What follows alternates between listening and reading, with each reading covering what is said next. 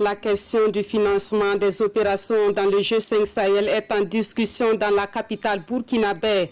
La vice-présidente de la Commission européenne chargée des affaires étrangères et de la politique de sécurité échange avec les ministres des affaires étrangères des pays du G5 Sahel. Sur la table, la concrétisation des engagements financiers pour soutenir la lutte contre le terrorisme. L'essentiel du communiqué final à suivre dans quelques instants. Dans l'actualité également, le Maroc et le Burkina Faso décident de collaborer dans le domaine de la régulation des médias audiovisuels. La haute autorité de la communication du royaume chérifien propose un outil de régulation au Conseil supérieur de la communication. Une convention vient d'être signée dans ce sens entre les deux institutions. Vous en aurez des détails avec l'invité de ce journal, la présidente de la haute autorité de la communication audiovisuelle du Maroc. Et puis à l'étranger, au Soudan, l'armée promet de respecter l'accord de partage du pouvoir avec les civils. Un nouveau rebondissement qui permettra de sortir le pays de l'impasse politique dans lequel il est plongé depuis la chute de Omar el-Béchir.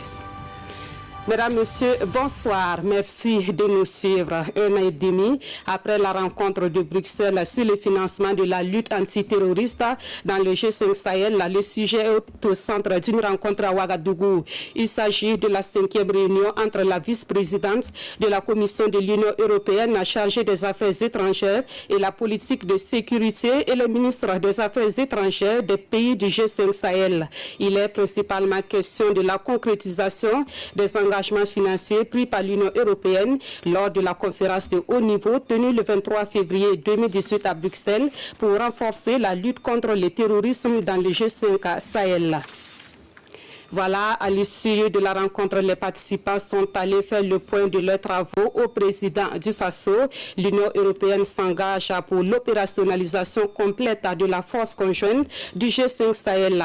Sur les grandes lignes du communiqué final, je vous invite à écouter Federica Mogherini au micro de Kwale Nebié et Draman Dadien. Nous avons décidé de consolider notre partenariat réciproque sur la base des priorités suivantes. L'appropriation par les 5 pays du G5 Sahel, notamment à travers une coordination renforcée par le secrétariat permanent, la définition d'un cadre d'action intégré en matière de sécurité et de développement et l'identification, comme je disais, des zones prioritaires sur lesquelles seront concentrés les efforts des parties, et innover dans les modalités de mise en œuvre de l'aide, tant dans le domaine de l'appui de la force conjointe que dans les actions de développement pour répondre rapidement aux attentes de la population.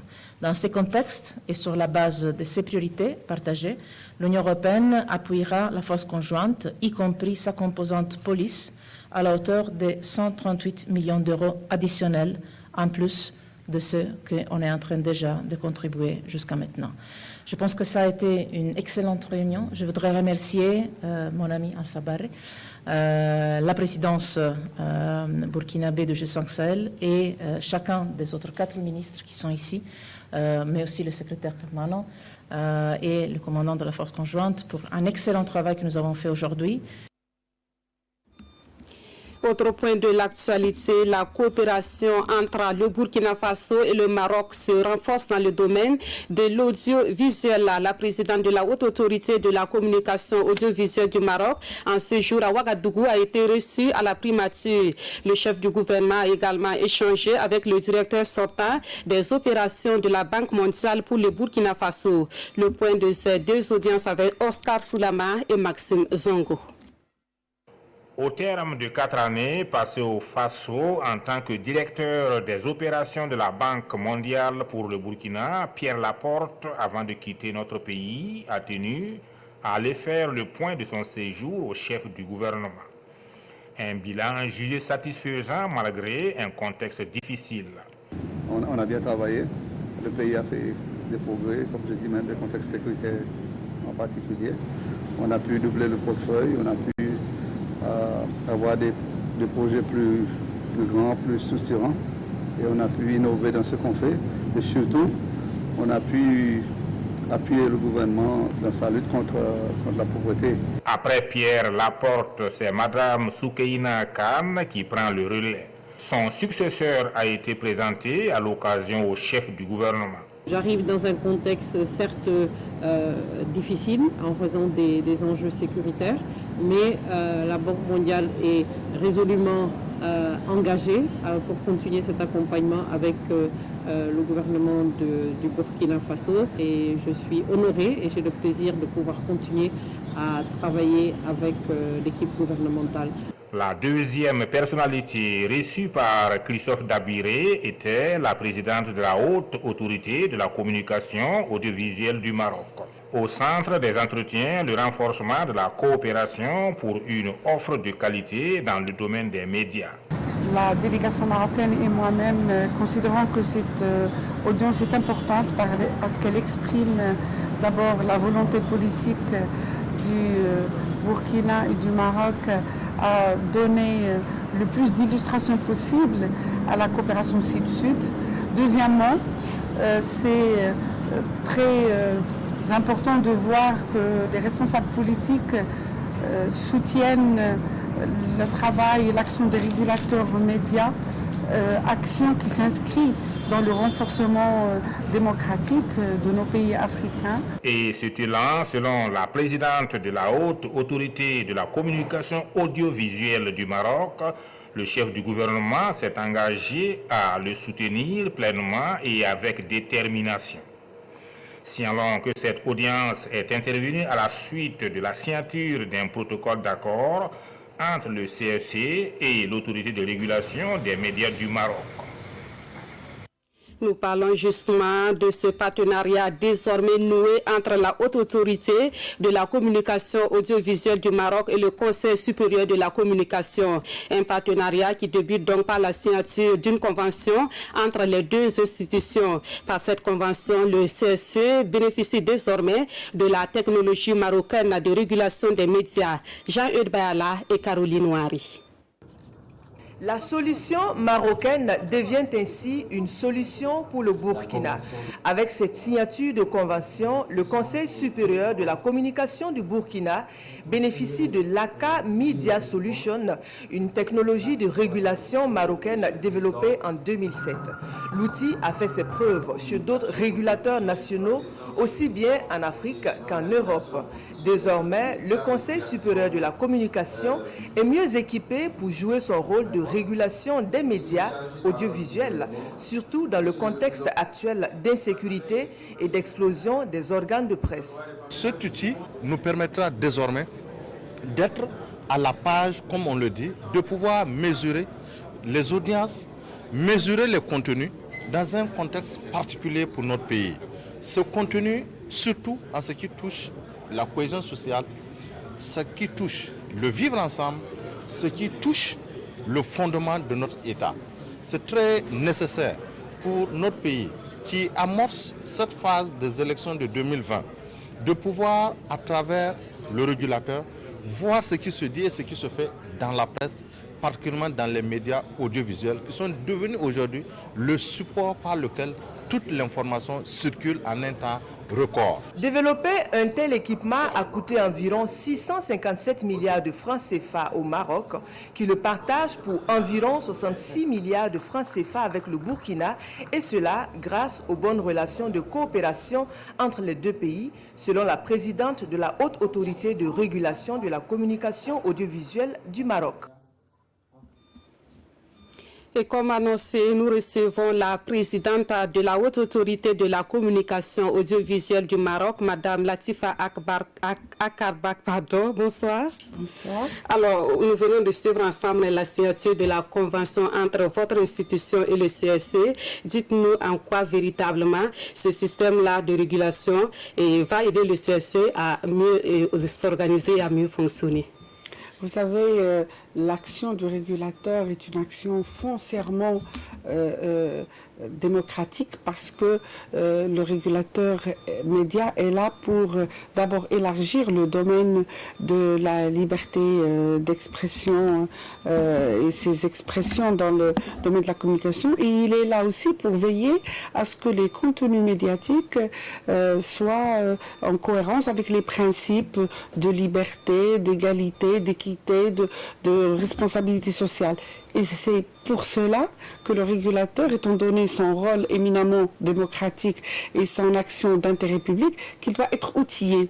Justement, cette solution informatique développée grâce à une expertise interne de l'AACA permet, en période électorale comme en période normale, de mesurer les temps de parole, de s'assurer que le pluralisme dans les médias est bien respecté et de permettre aux citoyens de rencontrer justement et d'être exposés à toutes les expressions d'opinion et à toutes les perspectives qui existent dans la société. Est-ce que vous avez déjà engrangé des résultats avec cet outil dans d'autres pays avant le Burkina Faso? Oui, alors la solution informatique mise en place par l'AACA est maintenant un outil de régulation de référence sur le continent.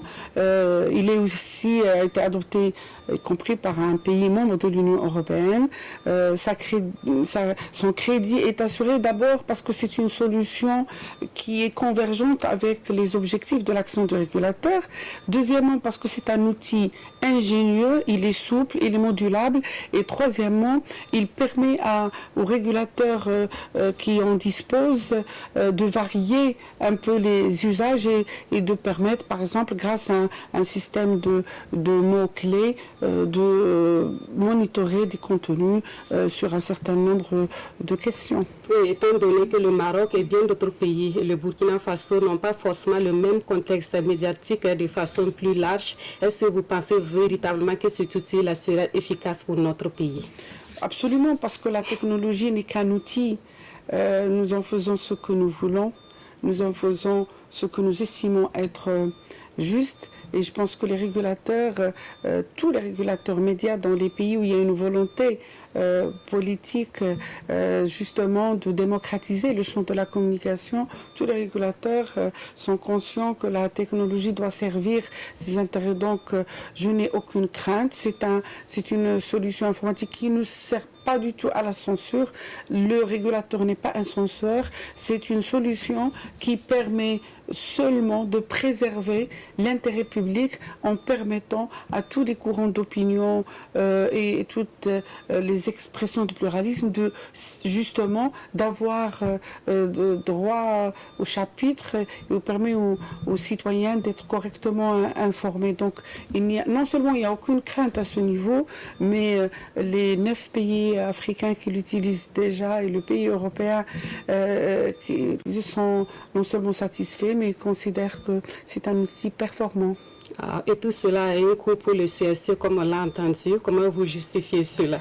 Alors, je tiens à préciser qu'il n'y a pas de coût. La AACA met à disposition du Conseil supérieur de la communication cette solution informatique dans le cadre de la coopération Sud-Sud.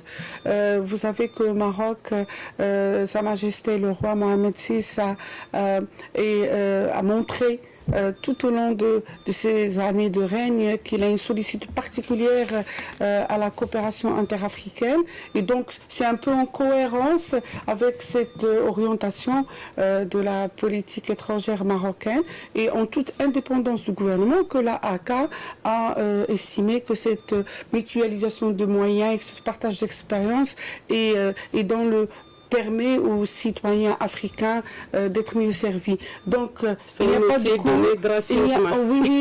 Les frais occasionnés, le Conseil supérieur de la communication ne prend en charge que bien sûr l'achat du matériel, que nous ne vendons pas, nous ne sommes pas vendeurs. Il prend en charge uniquement les frais inhérents justement à la formation et à l'installation. Le reste est fait dans le cadre de l'amitié et de la fraternité entre le Maroc et le Burkina. Merci beaucoup, Madame Latifa Akabacha. Je rappelle donc que vous êtes la présidente de la haute autorité de la communication audiovisuelle du Maroc. Merci d'être passée nous éclairer sur ce sujet. Merci de m'avoir invité. Alors, dans la suite de ce journal, les travaux sont lancés pour la construction d'un CELTER, c'est-à-dire un site pour abriter des équipements de communication électronique. Ces travaux ont été lancés samedi dernier à Bobo-Dioulasso par le ministre de l'économie numérique et des ports constat. Plus loin, à Banfora, elle a visité le chantier de la fibre optique. Drissa Traoré, Ismaël Saturnin, Paris. Ce geste lance les travaux de construction du site qui va abriter les infrastructures de télécommunications à Bobo-Dioulasso. C'est une installation qui permettra le désenclavement numérique de la région des Hauts-Bassins, des Cascades et celle de la boucle du Mouroun.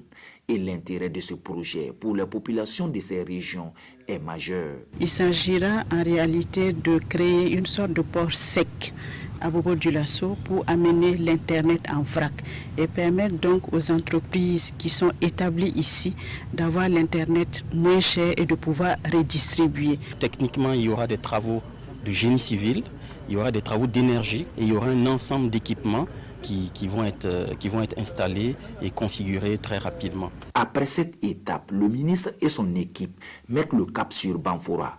Il s'agit d'une visite de chantier d'installation de la fibre optique.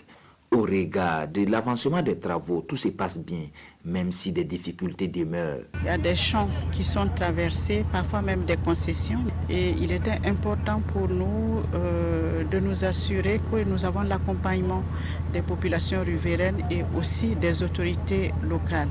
C'est vrai que ça a un impact, l'infrastructure que nous sommes en train de réaliser sur l'environnement, mais l'objectif c'est de réaliser ces travaux et de diminuer le maximum possible l'impact négatif sur l'environnement. Aya Fatoumata Sanon saisit aussi l'occasion à cette sortie pour demander l'accompagnement des populations de Toussiana où la fibre optique devra bientôt passer. Elle rassure la mise en place des comités locaux de suivi et d'évaluation des désagréments causés par les travaux. Avant de poursuivre donc cette précision sur le partenariat entre la haute autorité de la communication audiovisuelle du Maroc et le Conseil supérieur de la communication, alors cette technologie dont vient de se doter le CSC a coûté 100 000 €, environ 66 millions de francs CFA, au lieu de 66 milliards comme annoncé dans le reportage. En actualité politique, le mouvement pour le peuple et le progrès mobilise ses militants de la province de Numbiel. Une délégation du MPP conduite par son président par intérim Simon Compaoré était le 6 juillet dernier à Batié. Avec les militants, les échanges ont porté sur les questions sécuritaires, la fronde sociale et le programme du président du Faso, Madou Drago et Lambert Souma. C'est dans cette ambiance que Simon Compaoré a été accueilli par ses militants à l'entrée de la ville de Batié. Le président par intérim du MPP est venu encourager les populations du Numbiel et les rassurer quant à l'engagement du chef de l'État à concrétiser les chantiers de développement malgré le contexte difficile. Nous sommes venus de transmettre l'information vraie. Quelle est la situation de notre pays en termes de sécurité, en termes de grève, de front social et en termes aussi de perspectives à venir. Après les échanges entre la délégation et les composantes du parti au niveau provincial, on peut retenir des motifs de satisfaction, même s'il reste encore beaucoup à faire. Il faut déjà parler du projet du barrage où les études ont déjà été lancées le 12 mai dernier. Il faut également parler du projet de la voie où les études ont été bouclées et donc ils sont à la recherche de financement. Il faut également parler des questions de forage qui sont en voie de réalisation dans les différents villages. Donc je crois que c'est des éléments quand même qui peuvent aujourd'hui nous donner motif de satisfaction. Ces résultats doivent être consolidés. C'est pourquoi Simon Compaoré demande aux militants du MPP de se mettre en ordre de bataille. Nous sommes venus mettre en jambe nos militants en ordre de bataille. C'est pourquoi d'ailleurs nous avons déclaré toutes les structures qui ont été renouvelées, validées, et nous leur avons donné quitus pour démarrer très rapidement le travail de sensibilisation. Avant d'entamer cette rencontre, le président par intérim du mouvement du peuple pour le progrès a rendu une visite de courtoisie au chef de terre de Batié, question de recevoir ses bénédictions.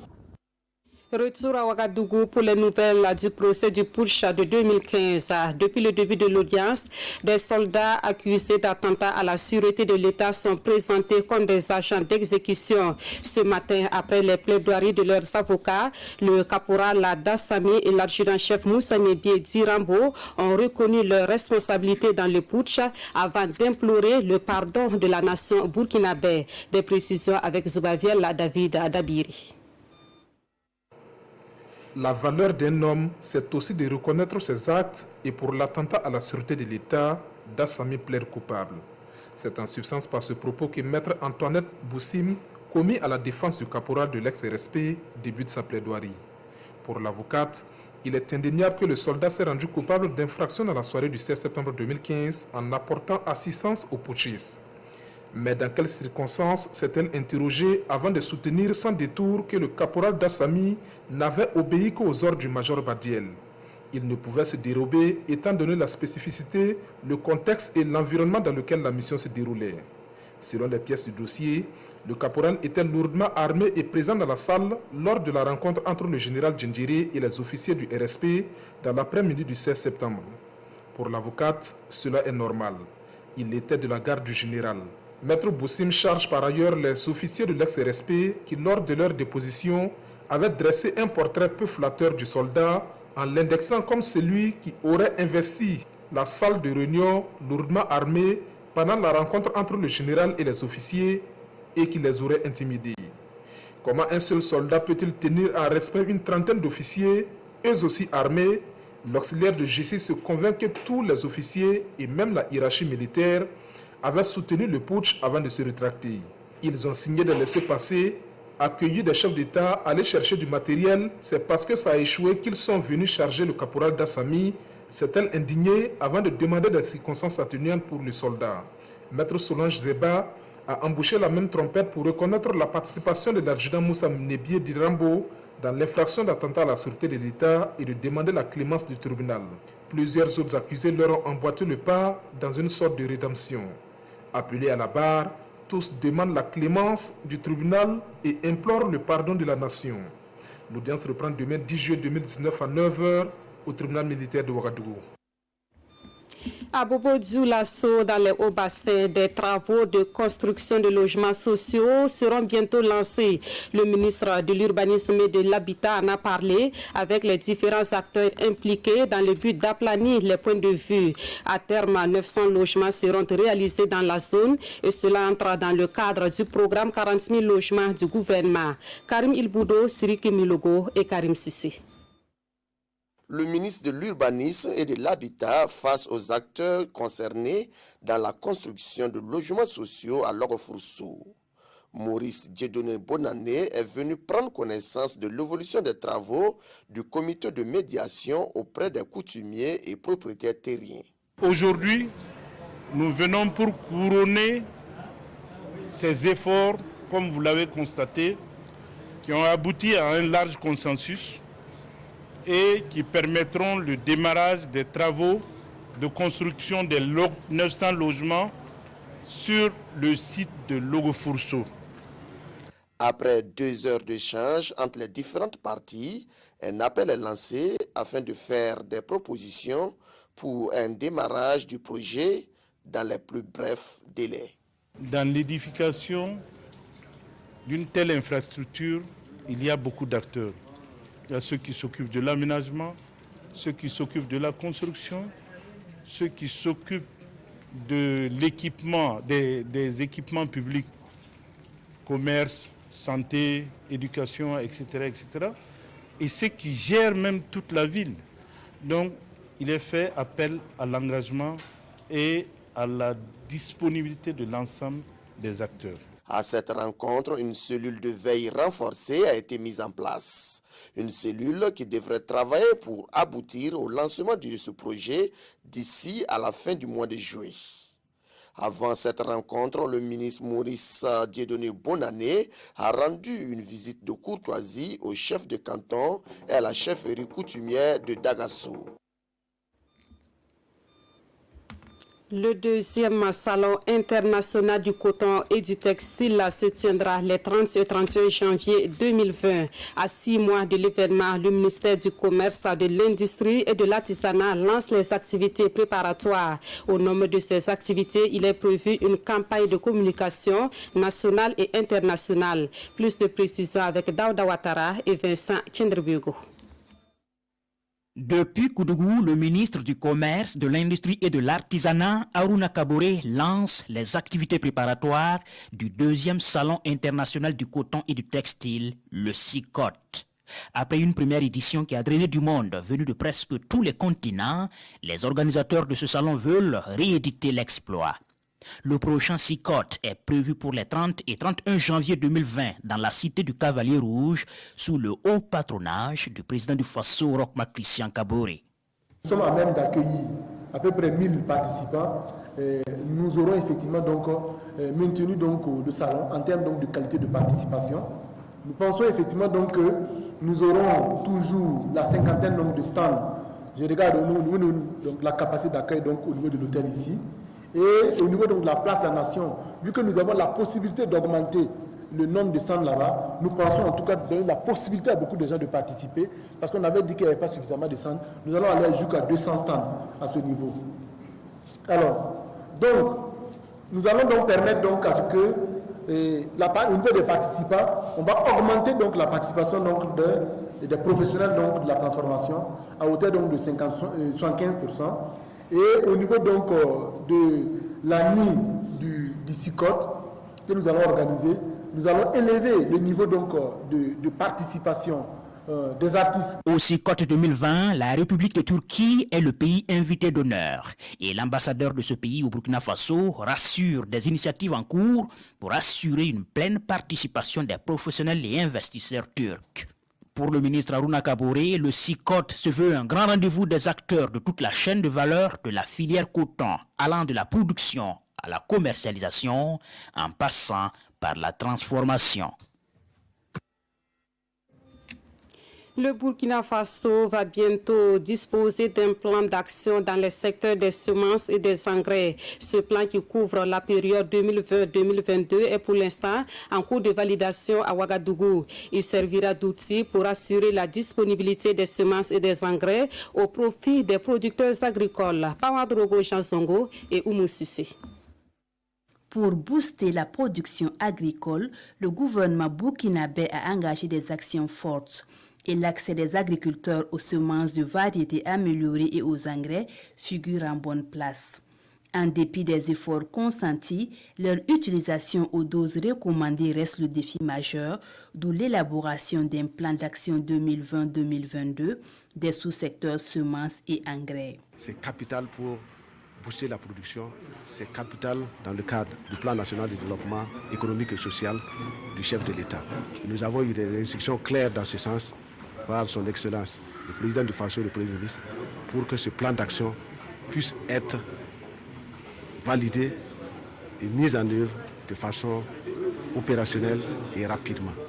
Et pour cela, le ministère en charge de l'agriculture bénéficie de l'appui technique et financier de partenaires. Ce sont des contribuables américains, les cultivateurs américains, les urbanistes américains qui ont mobilisé plus de 17 milliards de francs CFA pour aider ce secteur. C'est vraiment la colonne vertébrale de Burkina Faso, le développement agriculture. 86% de la population travaille dans ce secteur. La validation du plan d'action des sous-secteurs semences et engrais permettra, selon le ministre en charge de l'agriculture, d'améliorer la cohérence des projets avec les priorités nationales, de mieux coordonner les multiples interventions et de faciliter l'accès des agriculteurs aux nouvelles technologies de production. Dans l'actualité également, Maître Thomas Somé est le nouveau gouverneur du district à 9101. Nous parlons ici d'une passation de charge au Rotary Club International. La cérémonie de remise de collier est intervenue le 6 juillet dernier à Ouagadougou. Roger Bembamba et Caroline Ouari. Maître Thomas Somé prend ici les rênes du district 9101 du Rotary International pour un mandat de 1 an Un mandat placé sous le thème « Le Rotary connecte le monde ». Il succède à Akiladi Jeremiah Allen et cette cérémonie de passation de collier est l'occasion pour le nouveau gouverneur de réaffirmer son engagement à poursuivre la mission de l'organisation, cultiver l'idéal de servir. Pour cette année, la mise en œuvre du plan stratégique s'inspire de notre vision, mais le fil conducteur réel, c'est le thème « Le Rotary connecte le monde ». Ce qui nous invite tous les Rotariens et Rotariennes à mieux connecter nos communautés, nous imprégner des difficultés que nos communautés ont pour pouvoir monter des projets qui ont un impact réel et durable et plus percutant pour eux. Je suis déterminé et je pense qu'avec l'appui des uns et des autres, nous réussirons. Créé depuis 1905 par Paul Harris, le Rotary International a entre autres mission de promouvoir la paix, lutter contre les maladies, éduquer et promouvoir le développement des économies locales. Un mot de l'actualité à l'étranger avec ce nouveau rebondissement dans la crise au Soudan. L'armée promet de respecter l'accord de partage du pouvoir avec les civils. Cette décision vient soulager les craintes de plusieurs observateurs de la crise au Soudan. Conspués il y a encore quelques jours, les hauts responsables du Conseil militaire de transition au Soudan sont célébrés comme des héros depuis l'annonce de la signature d'un accord de partage du pouvoir avec les civils. Le vice-président du Conseil, le général Mohamed Hamdan Dagalo, a appelé à l'unité nationale et dit la volonté des militaires d'implémenter cet accord afin de sortir le pays de l'impasse politique dans lequel il est plongé depuis la chute d'Omar el-Béchir. Maintenant, nous vous promettons, et à nos frères avec lesquels nous sommes tombés d'accord, qu'à partir de maintenant, nous allons aller de l'avant et joindre nos efforts et nous parler afin que nous soyons capables de faire avancer ce pays, parce qu'il a les ressources qu'il faut. Et ces ressources sont entre nos mains. Nous devons les protéger. Et le pays a besoin de nos efforts pour aller de l'avant.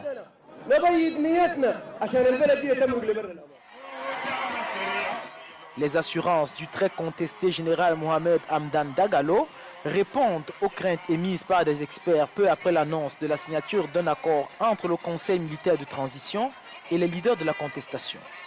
À l'exemple de l'International Crisis Group, certains observateurs craignent que les militaires ne respectent pas les termes de l'accord. Avant de conclure cette édition, sachez que tout à l'heure, vous avez rendez-vous sur la RTB avec votre émission Dialogue citoyen, qui est l'invité de ce dialogue pour parler de quel sujet. La réponse avec l'animateur Simon Gongo, que nous retrouvons en duplex. Bonsoir Simon. Bonsoir Nathalie Kaouré, bonsoir à tous. Vous l'avez dit, ce soir donc, il y a Dialogue citoyen, l'émission qui se donne pour mission de suivre les promesses du président du Faso, promesses prises en 2015 en tant que candidat à la présidentielle. Et ce soir, à l'époque, il avait dit qu'il allait veiller à la liberté de presse au Burkina et basculer surtout le pays dans la télévision numérique terrestre et aussi moderniser les infrastructures de base devant permettre le développement des médias. Ce soir donc, on est à un an de la fin du mandat du président Kaboré. Où en sommes-nous avec ces promesses? Voici la question que nous allons poser à Rémi Dandinou, qui est le ministre de la Communication et des Relations avec le Parlement, porte-parole du gouvernement. Et ce soir donc, il va nous faire le point de tout cela. Vous connaissez le principe de cette émission, ce sont les téléspectateurs donc qui sont appelés à lui poser des questions et il rendra compte de ce qu'il a fait sur le terrain. C'est très simple, il suffit de nous appeler au 25 40 79 03 ou encore poster des messages sur le hashtag presimed.bf. Nathalie Kaouré. Merci à vous, Simon Gongo. On s'arrête ici pour cette édition du journal. Merci à vous qui l'avez suivi et merci de votre fidélité à la RTV.